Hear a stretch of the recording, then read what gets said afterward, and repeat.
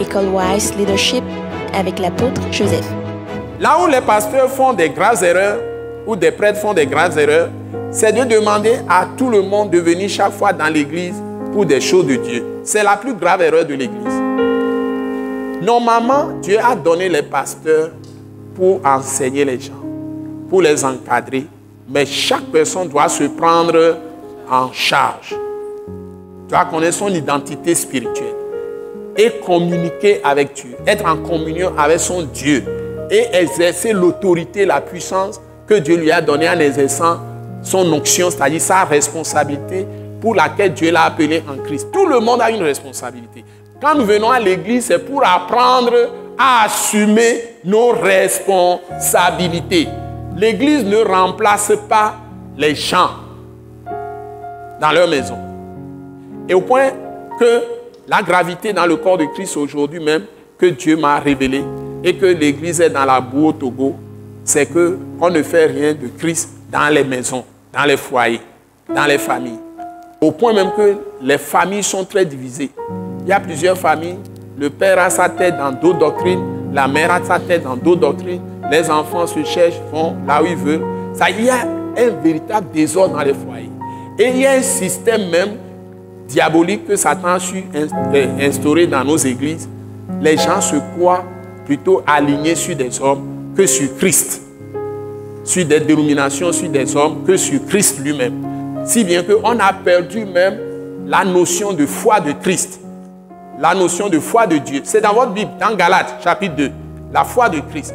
La notion de justice par la foi. On a perdu ça totalement. Et c'est la religion, c'est le folklore. C'est ce que Dieu m'a dit, par révélation.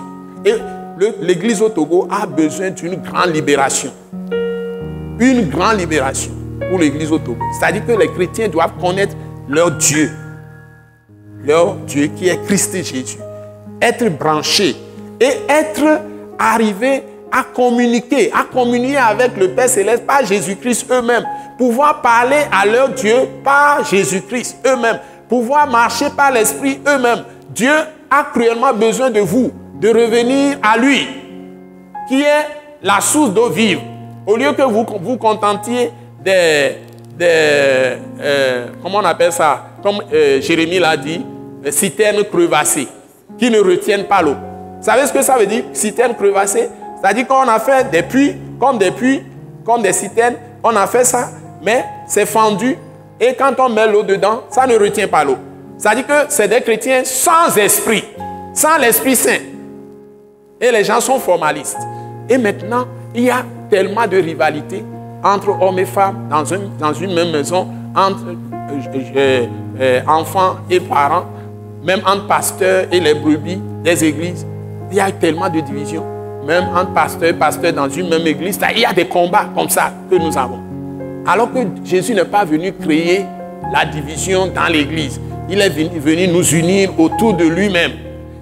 Pourquoi tout ça? Parce que nous avons la pensée légaliste. Nous prenons vraiment comme autorité notre autorité de juger les autres en utilisant la loi. Donc nous avons perdu ce que Jésus a amené. C'est Moïse qui a amené la loi.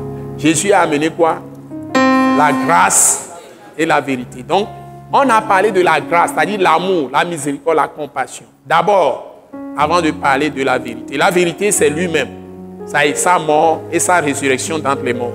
Donc, Dieu demande à tous les saints maintenant de revenir à lui pour accepter le fini de rédemption de Jésus et de recevoir à nouveau lavage par le sang de Jésus pour que le Saint-Esprit puisse trouver place en nous et travailler dans la vie de chaque personne. Donc, si vous n'écoutez pas cet appel et vous ne travaillez pas sur votre vie spirituelle, vous allez être dans la confusion, quoi. C'est une grande confusion aujourd'hui. Si bien que les gens quittent d'église en église, mais ils ne savent même pas ce qu'ils cherchent réellement. Donc, il y a beaucoup d'entre nous qui sommes comme des ordures et quand on entend un nouveau mouvement qui est en train de venir, on se transporte là-bas, on transporte les ordures aussi là-bas. Quelques temps après, on transporte encore les ordures ailleurs, ainsi de suite. Donc, nous devons nous débarrasser de ces ordures et éplucher notre corps nous laver avec le sang de Jésus, nous établir dans la parole à nouveau, et le Saint-Esprit va agir avec nous. Vous voyez? Parce que le sang de Jésus est dans la parole de Christ. Si tu ne considères pas la parole, le sang ne peut pas te laver. Déjà, vous êtes pur par la parole que vous avez entendue ce soir. Et il a dit aux gens, Jésus, déjà vous êtes purs par la parole que vous avez entendue. La foi et l'amour produisent la puissance. Et l'amour fait naître la grâce, la miséricorde et la compassion. Ouais.